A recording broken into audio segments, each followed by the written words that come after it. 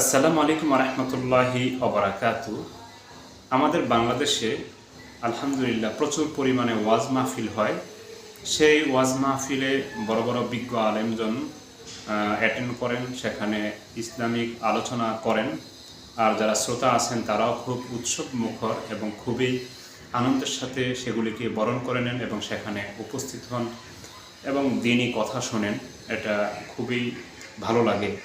সুপ্রিয় দর্শক, যে আমরা অনেক সময় দেখি বিভিন্ন মাহফিলের মধ্যে বিভিন্ন লোক অনেকটা চড়াও হয়ে বক্তাদেরকে বাধা দেয়, মাইক টেনে নেয়, ওয়াজ করতে দেয় না, খুব গরমাগরমি যায় এবং মাঝে মাঝে দেখা গেছে জুতা ছোড়াছুরি হয়। এটা অত্যন্ত দুঃখজনক। তো এই জিনিসটা কেন হচ্ছে? এক সময় মানুষে মনে করতো যে আমলিকই শুধু মনে হয় এই কাজ করে। তো এখন তো আমলিক নেই, এখন তো আমলিক বিরোধী যারা আছে সকলে ক্ষমতায়। তো এখনও তো এগুলি হচ্ছে। মাঝে মাঝে এমনও দেখা গেছে যে বিএনপির অনেক লোক এই সম্পর্কে বাধা দিয়েছে, তারপরে কটু কথা বলেছে, ধমকাধমকি করেছে, এগুলিও দেখা যাচ্ছে। আসলে সমস্যা কোন জায়গায়? আগে সমস্যা ফাইন্ড আউট করতে হবে, তারপর তার সমাধান দিতে হবে। আসলে কি যারা মাহফিলে বাধা দেয়, অর্থাৎ বক্তার হাত থেকে মাইক কেড়ে নেয় বা তারা এই ওয়াজে বাধা দেয়, আসলে কি তারা কি অমুসলিম? এরা কি ওয়াজ মাহফিল ভালোবাসে না? বিষয়টা কি এরকম? যদি মনে করেন যে বিষয়টা এরকমই, তাহলে তারা কেন টুপি পরে তারপরে প্রস্তুতি নিয়ে মাহফিলে আসেন? তারাও কিছু ভালো কথা শুনতে এসেছেন, এটাই বাস্তব। তাহলে এরকমটা কেন হচ্ছে?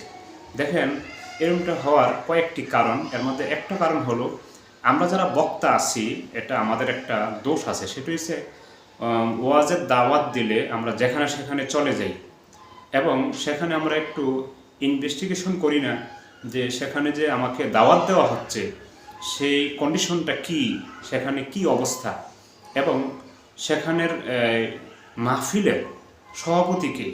আমরা সাধারণত জানি যে মাহফিলের সভাপতি তো ওই ব্যক্তি হবে যে ব্যক্তি পুরা মাহফিলটাকে সে পরিচালনা করতে পারবে, অর্থাৎ তার ধর্মীয় প্রচুর জ্ঞান আছে এবং যদি বক্তায় কোনো ভুল কথা বলে সেটা সে শুধরে দিতে পারবে আগে অথবা পরে, অথবা মানুষের মাঝে যদি কোনো ধরনের ভুল বোঝাবুঝি হয় সে সুন্দর করে কোরআন হাদিস দিয়ে সেটাকে ঠিক করে দিতে পারবে। আমরা এটি বুঝি। কারণ সাধারণত কোনো মিটিংয়ে অথবা কোনো সেমিনারে অথবা কোনো শিক্ষালয়ে কোনো ব্যক্তির সভাপতি মানে আমরা এটাই বুঝি যে ওই বিষয়ে সে খুব ভালো জানে।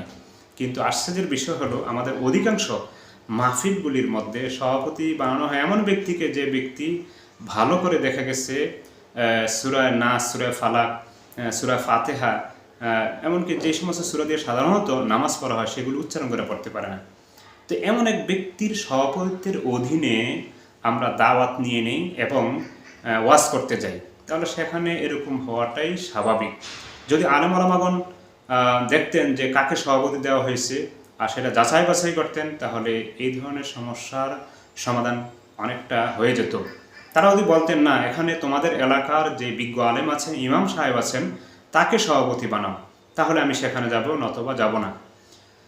দ্বিতীয় আরেকটি কারণ হলো টাকা পয়সা। দেখা গেছে যে এই সমস্ত মাহফিলগুলির মধ্যে টাকার ঝনঝনানি, প্রচুর পরিমাণ টাকার একটা খেলা চলে।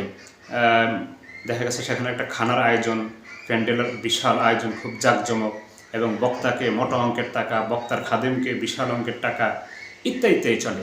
যার কারণে দেখা গেছে এলাকার যারা ঠিক মতন ইনকাম করে না, উল্টাপাল্টা ইনকাম করে, উল্টাপাল্টা চলে, ঠিক মতন মসজিদেও নামাজ পড়ে না, তাদেরকে সভাপতি বানানো হয় যাতে করে তার থেকে বড় একটা অঙ্ক পাওয়া যায়।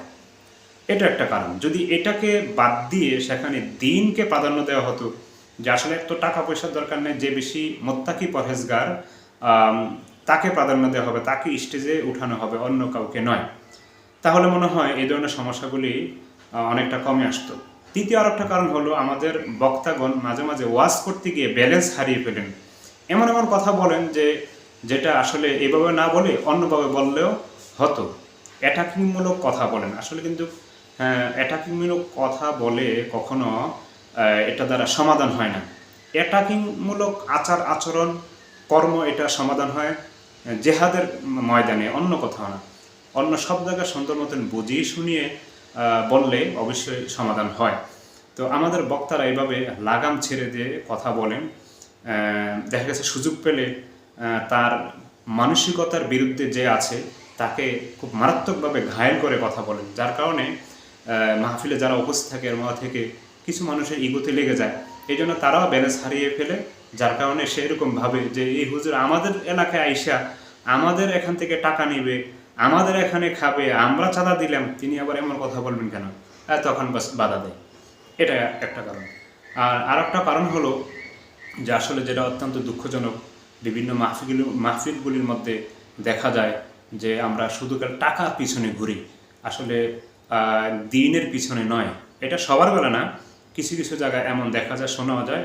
এটা শুধু আমার বানানো কথা না, এটা অবশ্যই সোশ্যাল মিডিয়া থেকে জেনেই বলতেছি যে টাকা কম দিলে যায় না, একই দিনে মাহফিল 2 জায়গায় পড়ছে, যেই জায়গায় টাকা বেশি দেয় সেই জায়গায় যায়।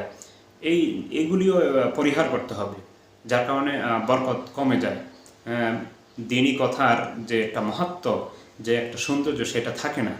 আল্লাহ তাআলা আমাদের সকলকে সঠিক বুঝার এবং আমল করার তৌফিক দান করুন। আমিন। আসসালামু আলাইকুম।